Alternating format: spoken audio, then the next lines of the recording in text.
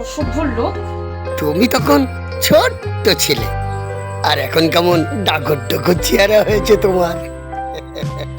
আমাদের যা পরিস্থিতি, সেই সুযোগ নিয়ে বাড়ির পরে লোক এসে যা খুশি তাই বলে যাচ্ছে। তুই মা একটু দেখিস, তাড়াতাড়ি ভাড়াটা দেওয়ার ব্যবস্থা করিস মা। সবই আমাদের কপাল মা, আমি ব্যবস্থা করছি মা। সাবধানে যাস। তুমিও সাবধানে থেকো, আমি আসলাম। আচ্ছা, এসো মা।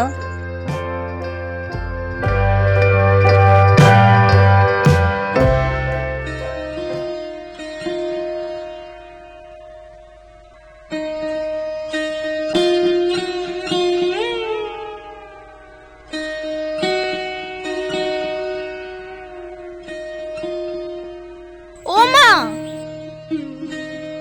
তুমি কাঁদছো কেন?